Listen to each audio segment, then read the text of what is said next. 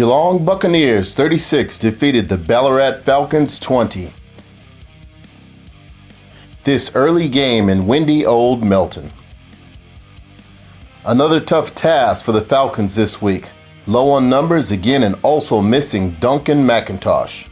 QB James Stevens was brilliant, staying composed in the pocket and making great throws despite the wild winds. Receiving touchdowns went to Eddie Carey and Andrew Pickerskill. Joe Williams-Mott was outstanding at free safety, not allowing the deep ball by Geelong to have any success. Despite the lack of numbers, the Falcons put up a good fight. They just weren't able to capitalize on their opportunities.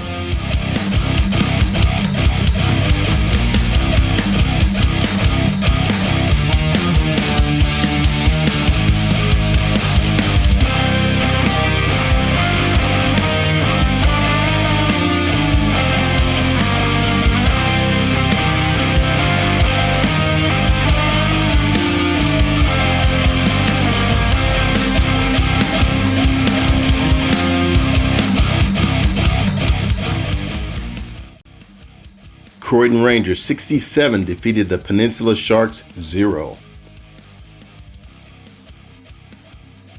This game gave Croydon an opportunity to give their backups a run against a depleted Sharks outfit. That's exactly what they did, with each player contributing in their own way. Here is a breakdown of the scores in each quarter.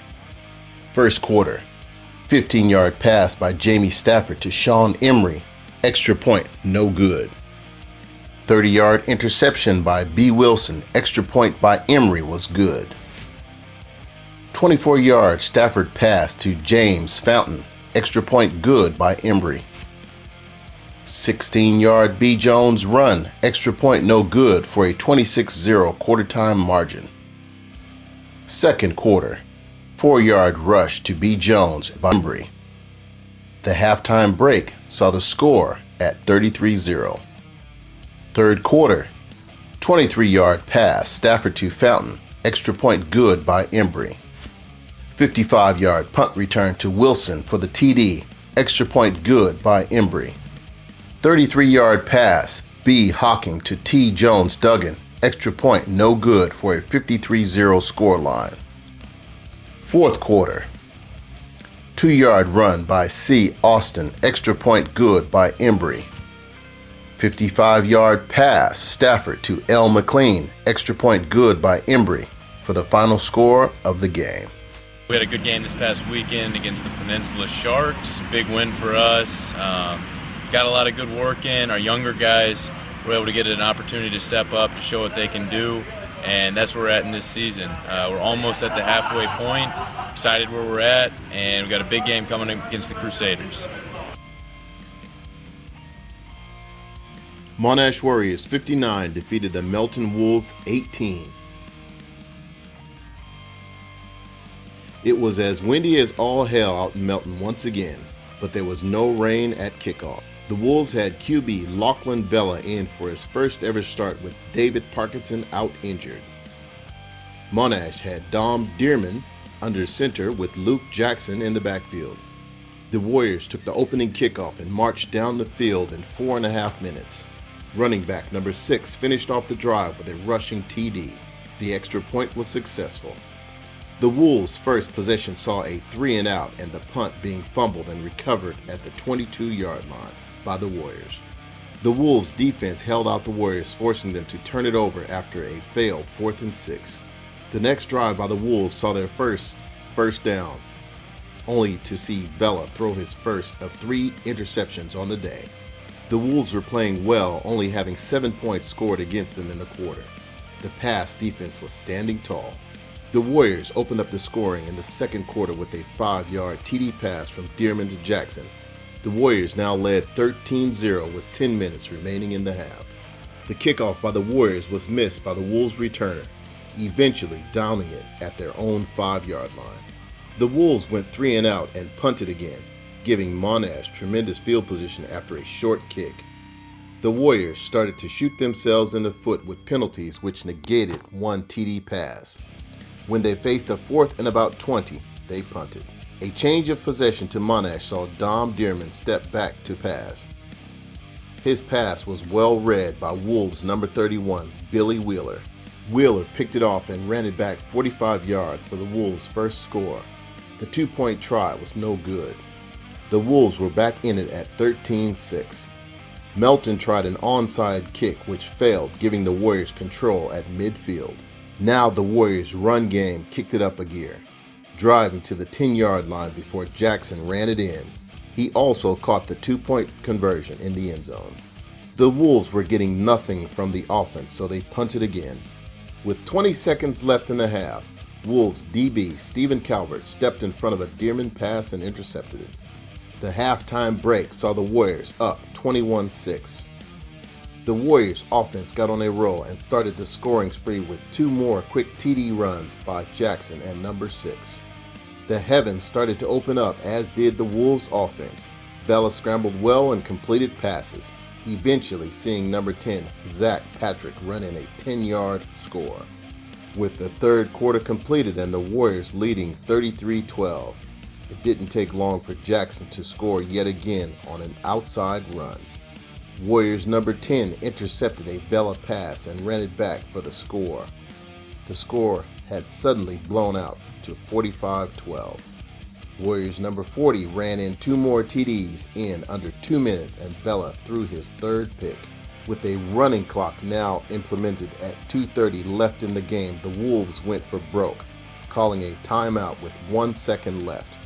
Vela launched a prayer which was batted into the air by Warriors defenders, only to see it land in the arms of Daniel Mansueto, who ran in the 65-yard lucky break.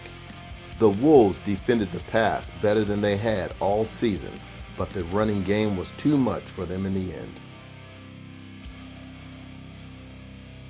Melbourne Uni Royals 65 defeated the Monash Barbarians 8. Another game not expected to be close, but the Barbarians did manage to score points early. Unfortunately, it was not nearly enough to stop the Royals from overpowering them for the rest of the game. Sources tell me it was a spiteful match with a number of penalty flags thrown. The Royals got a full game in, which would have been pleasing for both coaches, players, and fans.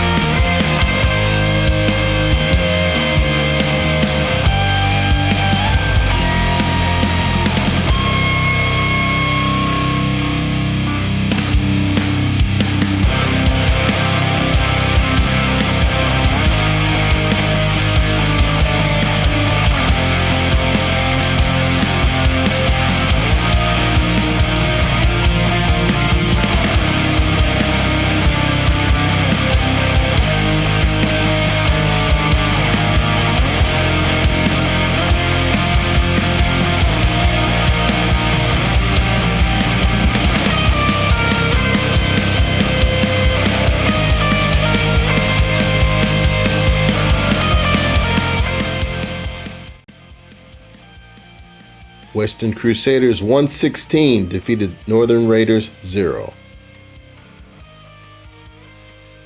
Well, we all knew this was going to be a blowout with first playing last. We didn't see it ending with the Crusaders hitting triple figures. At the end of the first quarter that went for over an hour, the Crusaders were already up 62-0. The fact that the Raiders seemed to refuse to punt and put the majority of the load on their QB would have played into the Crusaders' hands. The Raiders tried to play hurry up, but it failed drastically. They never converted any of their fourth down attempts. The Crusaders just smashed them every time.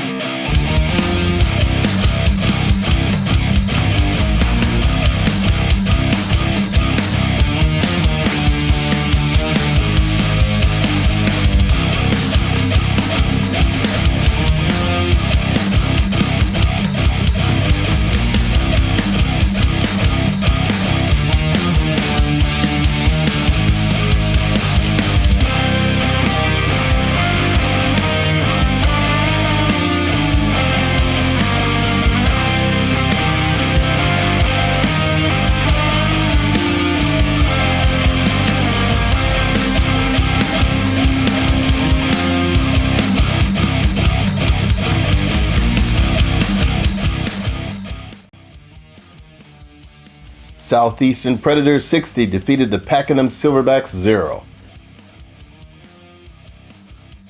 As predicted, this game was not close.